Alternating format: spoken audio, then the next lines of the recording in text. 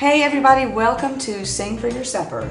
I'm Suzi Ragsdale here in Nashville, Tennessee, where I have a lot of talented friends, and I've invited them all to come and cook with me and sing with me on my show, Sing for Your Supper. Today my special guest is John Oates. Well, thank you for having me. Thank you so much for being here. I can't think of two better things to be doing but singing some songs and eating and cooking some great food. Very creative things. Absolutely. So what are we doing? Well, you told me you love Italian food, I do. And why is that? Well, my mom's side of the family is Italian, so I grew up eating Italian food. Being the oldest boy in the family, I was the only one. When I was a little kid, I used to sit in the kitchen with my grandmother, and she would cook, but I was the only one allowed in the kitchen. Well, I bet she was a great cook. She was great, and I learned a little bit, but not enough. So today, I'm assuming I'm going to learn a little bit more, right? I hope I know something to teach you. Oh, I'm sure. See, but you're going to help me. So all right, I'm ready. You'll Yeah, be let's part of the do it. deal. Yeah. We're going to start with eggplant caponata, Okay. which is a good sort of appetizer, but Nice. it could be a side dish. Yeah. To our main course, which is breaded tilapia. And we're going to have a sauce on the tilapia that's roasted red pepper cream sauce. And also, you will help me make a caprese salad. I would love to help you make a caprese salad. All right. All right. I think you have experience with that. Well, I can slice. Let's put it that way. Okay. You help me, and I'll be your second in command. Well, let's do it. Okay, let's start with prepping the eggplant because it takes a little longer than the other dishes. They're kind of fast and easy. So I'm just gonna want to peel this. Okay. And you know, eggplant skin is okay if you roast it for long enough and get it soft. But for this kind of hand sautéing, I want to take the skin off so that it's more tender and it'll cook down faster and be more velvety. And eggplant's a great veggie because it really takes on the flavor of whatever you put with it. Olive oil, the balsamic vinegar, whatever.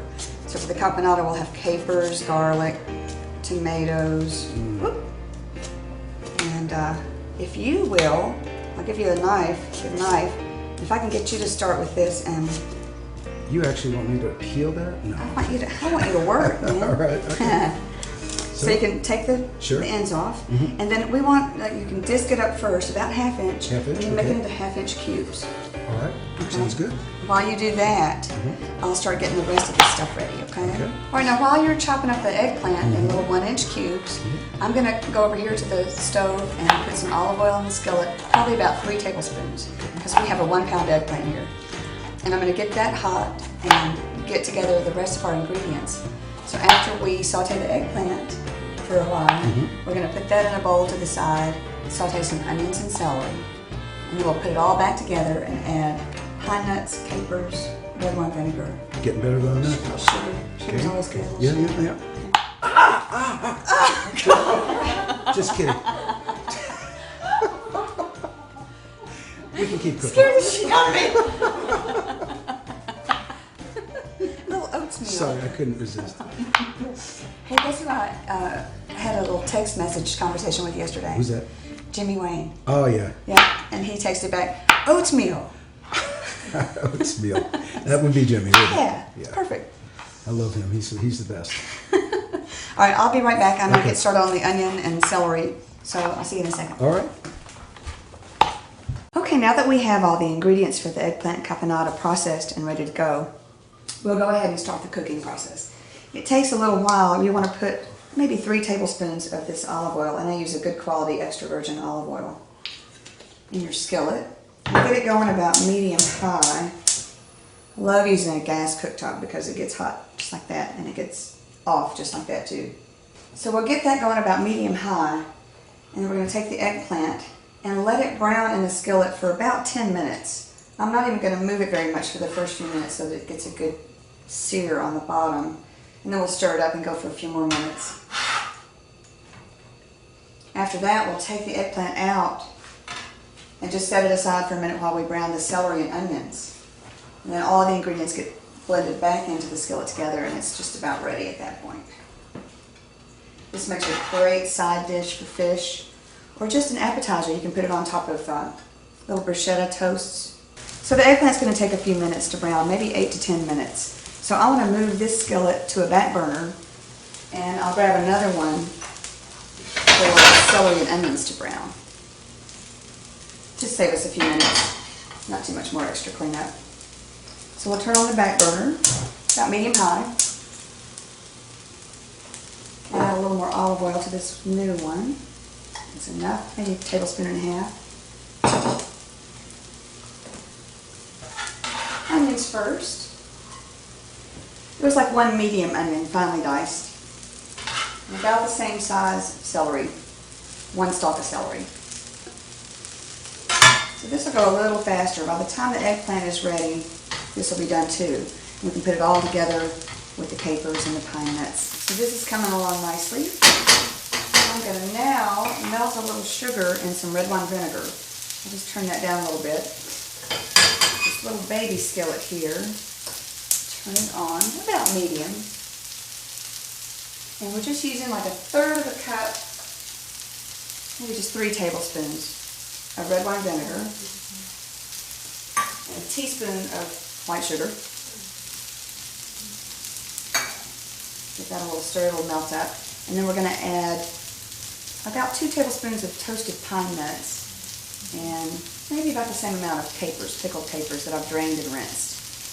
So this is boiling, the sugar's melted. We've got our capers and our pine nuts. Whoops. Good dog, look at that. And just get that hot for a minute. And everything goes together in the same largest skillet.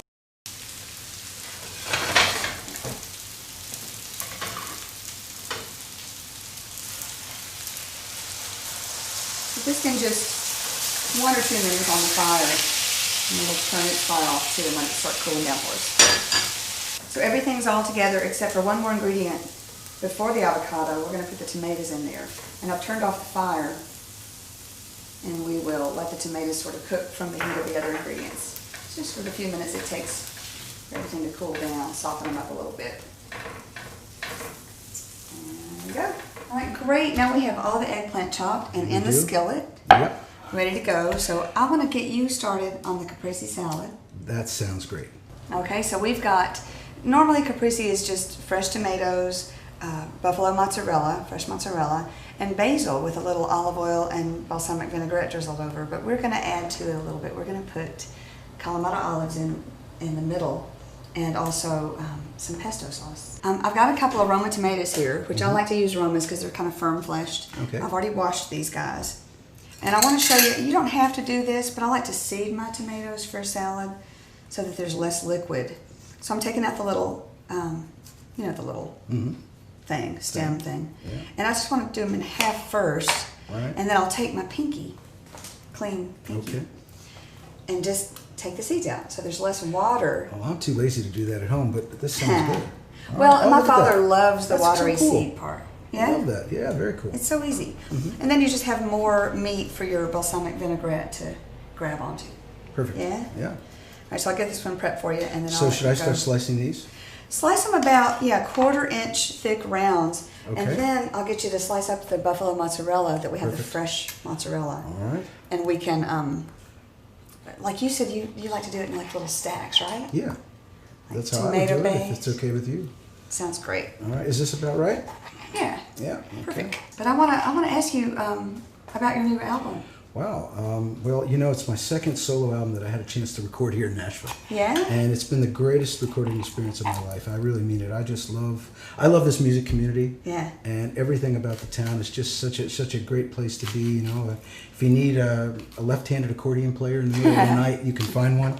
And it's just fantastic. So I got a chance to work with my buddies Jerry Douglas and Sam Bush and I love Becca them. Bramlett, and Mike Henderson co-produced it with me. So just a really amazing group of musicians, and They are we had a awesome, lot all of of fun. Yeah, we cut the whole album in 4 days. It was great. Now, did you write most of the songs on No, it? it's actually an album of my influences when I was a little kid. All the stuff that turned me on as a musician and inspired me to be a guitar player and a singer.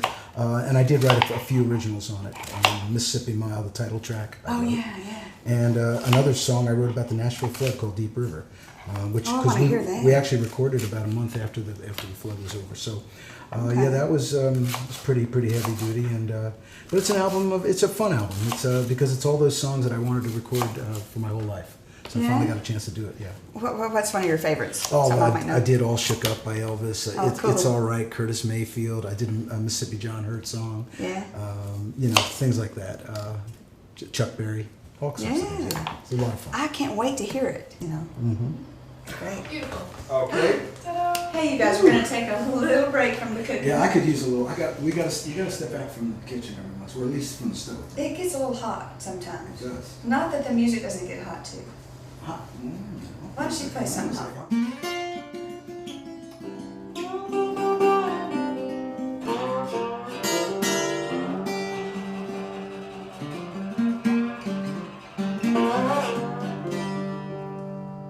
You know I stand by trying.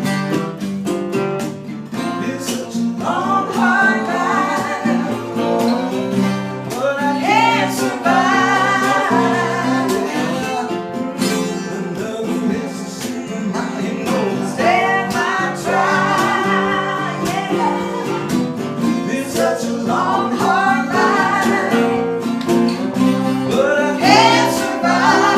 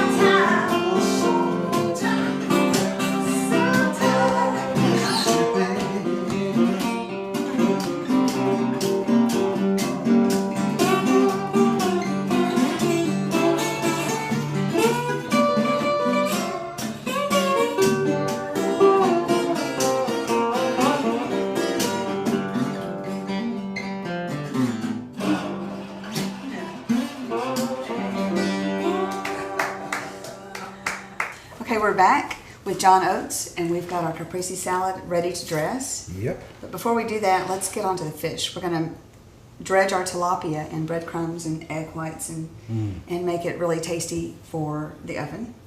I love tilapia. It's a Okay. great fish. Really nice and flavorful and flaky and nice. It is. It's nice, and it's not expensive either. Yeah.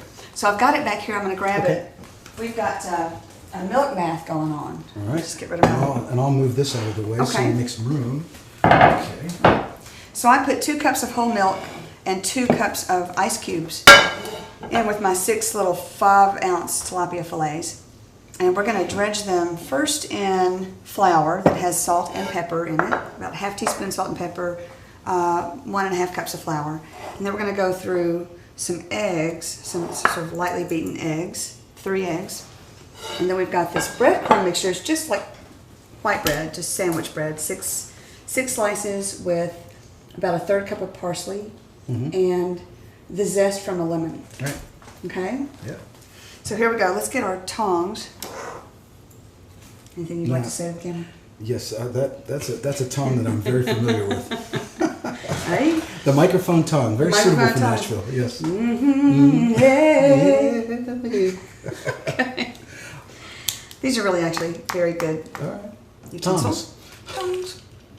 So we come with our fish. Let's see, Ooh, look just at that. take enough of the liquid off so it's not too milky. Turn it over. And I'm going to send it down the assembly line. Okay. Eggs. Yeah.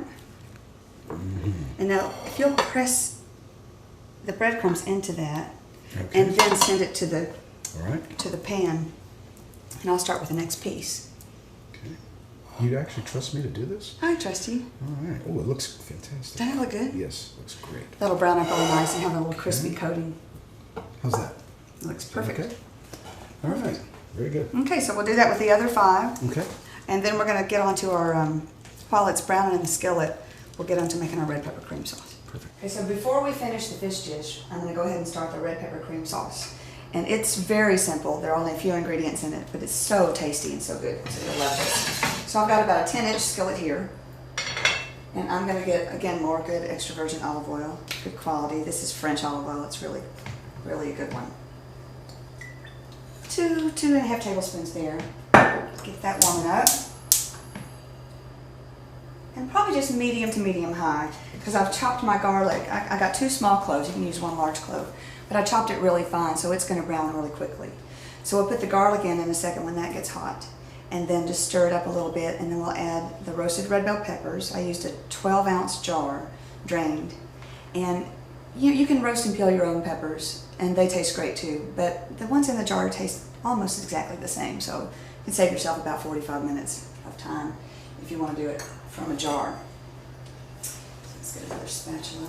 Here's the garlic. And it'll take just a minute to start going. So that's coming along well. And I've chopped these up. It's roasted red peppers. You don't have to be too particular about the size of the dice for these, because they're going to go in the Cuisinart after all this is together and be pureed. So as long as they're sort of around the same size. I'm also going to add in 2 or 3 sprigs of fresh thyme leaves. And about a quarter to half teaspoon of crushed red pepper flakes, depending on how much spice you like. I like a lot of spice. I usually make things pretty hot. And then we're going to pour in 3/4 cup of homemade chicken stock. And let that come to a boil. And about 2 tablespoons of sherry vinegar. So once the chicken stock gets heated through in the red peppers and garlic and thyme, we're going to put it in the Cuisinart, let it cool just a little bit, put it in the Cuisinart, add a cup of grated Parmesan Reggiano, and 2 or 3 tablespoons of heavy whipping cream. So we have the tilapia breaded and in the casserole dish, and we're going to sear it about medium high, about a tablespoon of olive oil, or if you want, you can use olive oil cooking spray instead. I've got them browned and seared on one side. We're going to flip them over, give them like 2 minutes maybe on the other side. Oh, that looks gorgeous. And then they go in a 425-degree oven for about 8 minutes. And that's all there is to it. To the plate with the red pepper cream sauce. Okay, our tilapia is gorgeous. It's got a great golden sear on both sides. So what we're going to do now is pop it in the oven, 425 degrees, 7 or 8 minutes. And we'll take it out, stick this cream sauce on it, and enjoy it.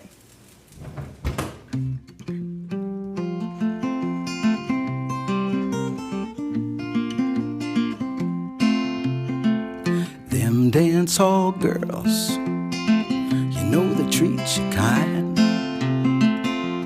Give the bodies and never reach the minds. They fill you up with the lipstick lies, then they put you down, son. Don't you be surprised. Is this the way it always is here in Baltimore? I climb her mountain, throw a kiss to plain, felt her sunshine, oh, you know I drank her rain. I went too far, then I broke too fast. I thought I had a winner picked, but I came in last again. Is this the way it always is here in Baltimore? I must have chosen the wrong season to come down. Never realized to call this sacred ground. Oh, my sense of time, about a week behind. Send me a letter home, but it takes too much time, you know. I gotta get me some money, I gotta go back home. These dance hall girls sure know how to make a man feel alone. Yes, I do. Is this the way it always is here in Baltimore?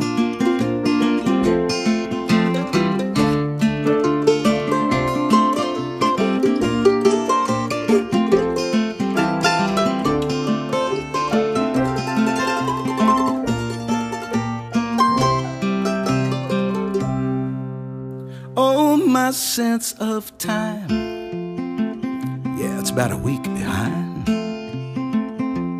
Send me a letter home, but it takes too much time, you know. I gotta get me some money, I gotta blow this town. These dance hall girls sure know how to drag a poor boy down. Yes, I do. Is this the way it always is here in Baltimore? Is this the way it always is here in Baltimore?